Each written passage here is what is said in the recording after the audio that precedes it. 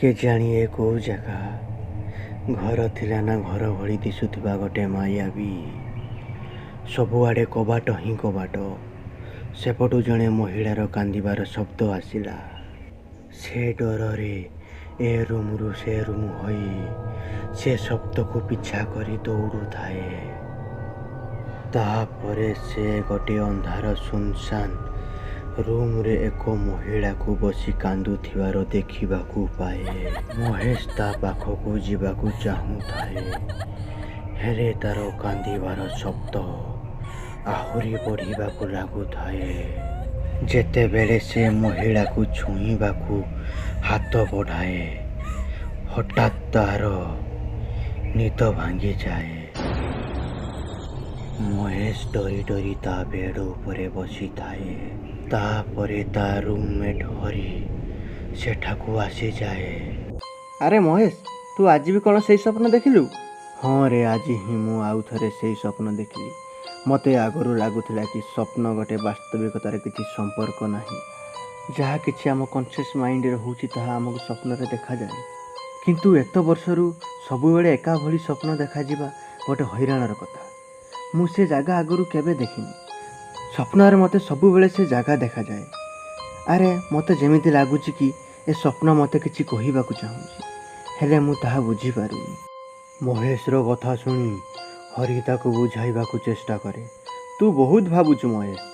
କିନ୍ତୁ ମହେଶ ମନେ ମନେ ସେ ଭାବିନେଲା କି ଆଉ ଥରେ ସେ ସ୍ୱପ୍ନରେ ଯିବାକୁ। ରାତିରେ ପୁଣି ଆଉ ଥରେ ମହେଶକୁ ସେ ସ୍ୱପ୍ନ ଆସେ। ମହେଶ ଆବାଜର ପିଛା କରି ସେ ରୁମ୍ରେ ପହଞ୍ଚିଯାଏ। ଯେମିତି ସେ ମହିଳା ପାଖକୁ ଯିବାକୁ ଚେଷ୍ଟା କରେ, ଏଥର ସେ ତା ମୁହଁ ଉପରକୁ କରିଦିଏ। ଏ ସ୍ତ୍ରୀ ଲୋକଟି କିନ୍ତୁ ବହୁତ ସୁନ୍ଦର ଥିଲା। ତା ଚେହେରା ଏମିତି ଚମକୁଥିଲା କି ଯେମିତିକି ଏକ ପୂର୍ଣ୍ଣିମାର ଚନ୍ଦ୍ର ପରି। ତାର ବଡ଼ ବଡ଼ ଆଖି ବହୁତ ସୁନ୍ଦର ଏବଂ କଳା କଳା ବାଳ ଦେଖି ମହେଶ ତା ମାୟାରେ ପଡ଼ିଗଲା। ସେ ଆଖିର ଗୋଟେ ଟିପରେ ତାକୁ ଚାହିଁ ରହିଥାଏ, ଯୋଉଠୁ ଟପ୍ ଟପ୍ ଟପ୍ ଲୁହ ବାହାରି ପଡ଼ୁଥାଏ। ହଠାତ୍ ମହେଶକୁ କିଏ ହଲେଇ ଦେଲେ। ଆଖି ଖୋଲି ଦେଖିଲା ବେଳକୁ ସାମ୍ନାରେ ହରି ଠିଆ ହେଇଥିଲା। ଆରେ ତୁ ଏସବୁ କ'ଣ ଡ୍ରାମା କରୁଛୁ? ଆଗରୁ ତ ତୋତେ ଏମିତି ସ୍ୱପ୍ନ ଆସୁଥିଲା, ଏବେ ତୁ ଏମିତି ହରକତ କରୁଛୁ। ନିଦରେ ଏମିତି ଦୁଇ ହାତ ଉଠେଇ କେଜାଣି ତୁ କ'ଣ ହଉଛୁ। ତୋର ଏମିତି ଅବସ୍ଥା ଦେଖିକି ମୋତେ ତ ବହୁତ ଡର ଲାଗିଲାଣି।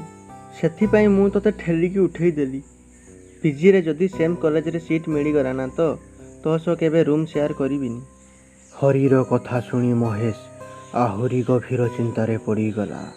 କେଜାଣି ଏ କ'ଣ? କିଏ ଏ ସ୍ତ୍ରୀ ଲୋକ? ଲାଗୁଛି ଯେମିତି ମୋତେ ସେ ତା ପାଖକୁ ଟାଣୁଛି। ଫାଇନାଲ ଇୟରର ଏକ୍ଜାମ ସରିଗଲା। ତା ପରଦିନ ଟ୍ରେନ୍ ଧରି ମହେଶ ତା ଘରେ ପହଞ୍ଚିଗଲା। ଘରେ ଯାଇକି ସେ ତା ମାଆକୁ ସବୁ ସତ କଥା କହିଦିଏ। ଆରେ ଏସବୁ ତୁ କ'ଣ କହୁଛୁ? କିଏ ତୋତେ ଡାକିବ? କ'ଣ ପାଇଁ ଡାକିବ? ତୋତେ ଏସବୁ କଥା କୋଉଠୁ ଆସୁଛି ତୋ ଦିମାଗରେ? ଆରେ ଯୋଉ ଅସୁବିଧାରୁ ବଞ୍ଚିବା ପାଇଁ ମୁଁ ଏତେ ବର୍ଷ ପରେ ଯାହା ସବୁ ଛାଡ଼ି ଆସିଥିଲି, ଏସବୁ ପୁଣି ଶୁରୁ କେମିତି ହେଲା? ଏତିକି କହିକି ସୀମା ଡରିଯାଏ।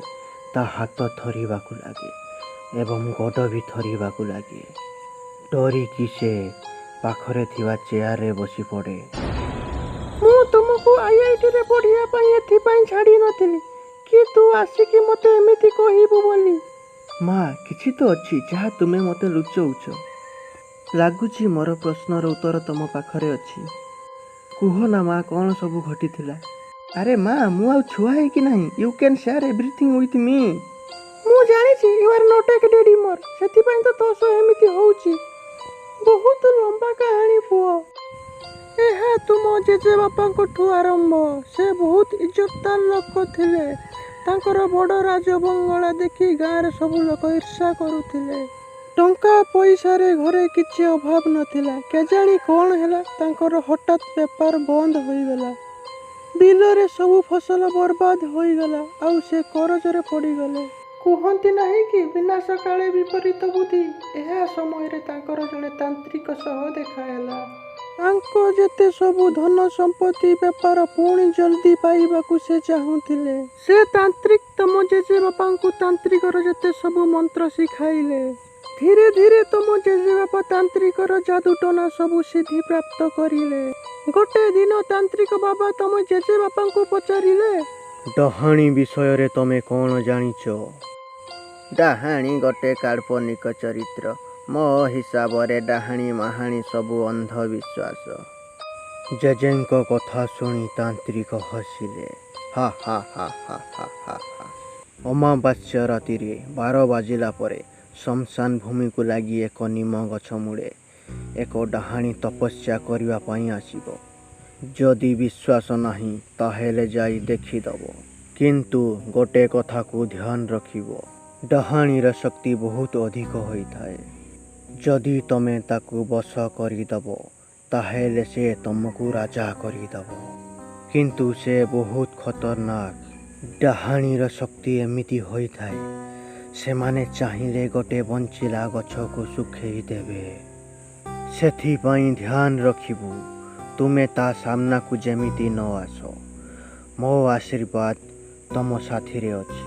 ତାଙ୍କ ଗୁରୁ ପାଖରୁ ଡାହାଣୀଙ୍କ ବିଷୟରେ ଶୁଣି ଆଶ୍ଚର୍ଯ୍ୟ ହୋଇଗଲେ ଏବଂ ସେ ଅମାବାସ୍ୟା ରାତ୍ରିକୁ ଅପେକ୍ଷା କରିବାକୁ ଲାଗିଲେ। ତନ୍ତ୍ର ମନ୍ତ୍ରର ଶିକ୍ଷା ନେଲା ପରେ ସେ ଏତେ ଲିଡର ହେଇଯାଇଥିଲେ କି ତାଙ୍କୁ ଆଉ ଡର ଭୟ କିଛି ଲାଗୁନଥିଲା। ସେଦିନ ରାତି 1 ବେଳେ ବାପା ଶ୍ମଶାନ ଆଡ଼େ ଯାଉଥିଲେ। ସେଠିକି ଯାଇକି ସେମାନେ ଏକ କପଡ଼ାରେ ଚାଉଳ ଓ ସିନ୍ଦୁରକୁ ରଖି ବାନ୍ଧିଦେଲେ। ନିମ ଗଛ ପାଖେ ପହଞ୍ଚି ଦେଖିଲା ବେଳକୁ ସତକୁ ସତ ସେଠାରେ ଏକ ସୁନ୍ଦରୀ ସ୍ତ୍ରୀଟିଏ ତପସ୍ୟାରେ ବସିଛି। ସେମାନେ ଜଲ୍ଦି ଯାଇକି ସେ ଡାହାଣୀର ଚୁଟି କାଟି ସେ ଚାଉଳ ସିନ୍ଦୁର ଥିବା କପଡ଼ାରେ ରଖିଦେଲେ। ସେ ଡାହାଣୀ ଚାହିଁକି ଉଠିଲା। ତାପରେ କ'ଣ ହେଲା ଆପଣମାନେ ଦ୍ୱିତୀୟ ଭାଗରେ ଦେଖିବାକୁ ପାଇବେ।